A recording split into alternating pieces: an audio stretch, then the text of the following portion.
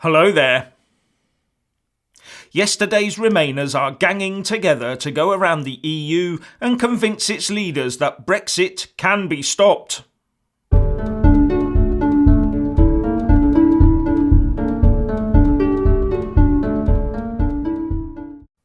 The people voted to leave the EU and then took it on trust that the UK establishment would beaver away at delivering the wishes of the people who paid for its existence.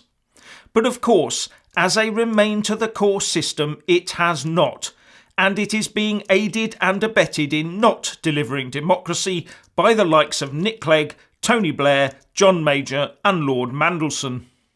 According to The Guardian, prominent Remain supporters, including former British Prime Ministers Tony Blair and John Major, have been working with Nick Clegg and Lord Mandelson on a parallel diplomatic mission to persuade European leaders to stop Brexit.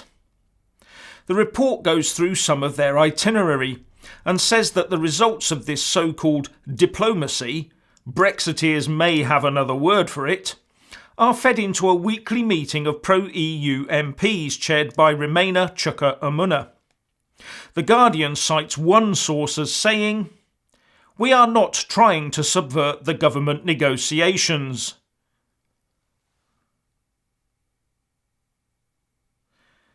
But we are trying to make sure European leaders are plugged into British politics and are not just getting information from the UK government." I'm gobsmacked. How can any government conduct negotiations if this group of charlatans is creeping about the EU feeding in other anti-Brexit biased information?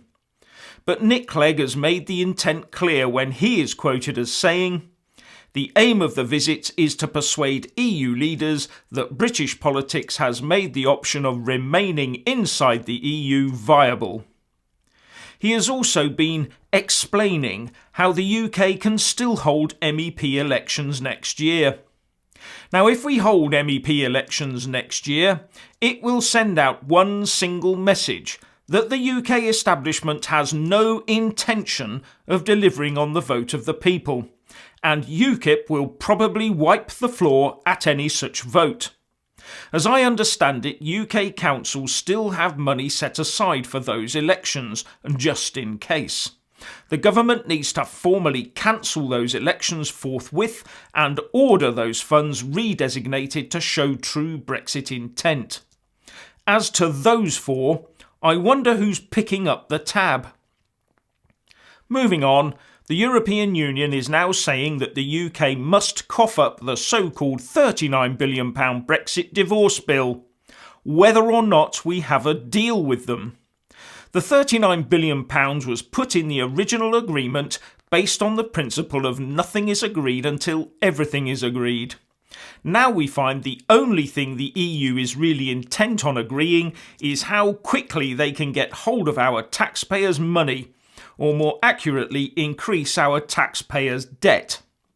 They know that once they get this money, they can then just sit back and make even more demands, ad infinitum. And the Remain campaigners still want the UK to trust these Eurocrats. Do you really think these people are our friends? At every turn, the UK has tried to be accommodating and friendly. The UK was first to promise EU citizens rights, but what do we get in return? Warnings that UK citizens will have to return. We offer to keep our defences in place to keep Europe safe, but what do we get in return? We say that EU drivers can drive around the UK with no restrictions, but what do we get in return? Warnings that UK drivers will have to get an extra licence. We say we will allow EU flights to land in the UK, but what do we get in return? Warnings of grounded aircraft. But they'd want our military planes and helicopters to fly in defence of the EU if needed, wouldn't they? We say we'll let them continue to sell their vehicles into the UK. What do we get in return? Warnings that they won't allow UK-built cars EU-type approval. It's obvious they are more intent on EU politicking than coming to an economically and politically mutually beneficial deal. But while all this negotiation is, or is not, going on, it transpires that the UK, Germany and France, with interests from other EU nations, are putting together a financial scheme in the form of a special purpose vehicle to sidestep US sanctions on Iran in order to keep oil imports from Iran flowing, according to the German news source Spiegel. One EU official explained that the special purpose vehicle would effectively function as an accounting firm, providing a loophole to keep trade flowing between EU countries and Iran. If Italy wants to buy Iranian oil, it could wire money to the firm, which would handle the rest of the transaction. Iran similarly could wire money for the purchase of European products, reports Politico. Now, this will not endear us to the US President Donald Trump, who is more likely to be hopping mad about this rather than hopping like a happy bunny. But the article goes on to say that the money in the SPV would be within the EU and out of US control. So does that mean that the good old UK will be helping to build something that the US can blame us for and that the EU can unceremoniously kick us out of when they choose? This will have taken some city know-how and assistance, so I hope we drove the mother of all bargains for this bit of assistance. But judging by this government's negotiating prowess to date, you do have to wonder, don't you? Now, how thin is the ice under Theresa May's premiership? Writing in the Telegraph, Nick Timothy says that, although the Tory MPs in the party's Eurosceptic European Research Group, or ERG, have the numbers to lodge enough letters of no confidence in Theresa May so as to trigger a vote of no confidence in her, they do not have the numbers to defeat her. She would therefore win any vote of no confidence and then, under Tory party rules, be immune from another attack for 12 months, so a failed attempt would allow her to stay well beyond Brexit Day.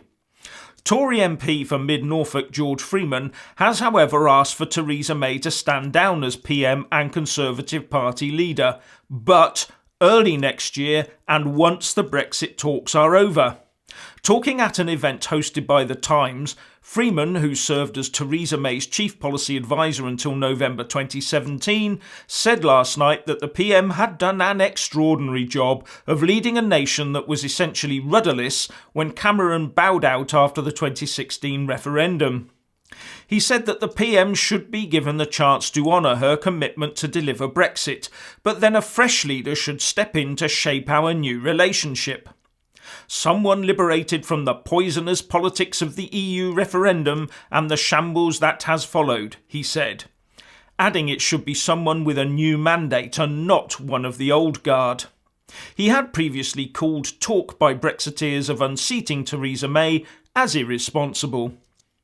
I've got to say, I think it's irresponsible to keep May in place for another solitary second, so allowing her to deliver Remain by any other name, and then let her step down while another Remainer can be groomed and selected to come in and cement the sellout. So, please let us all know what you think by leaving a comment below. Thank you for watching. Please do like and share this video. And also subscribe to my channel. And when subscribing, please do remember to press on the little bell next to the subscribe button. That way you'll get an alert every single time I put up a new video. Thank you very much for watching.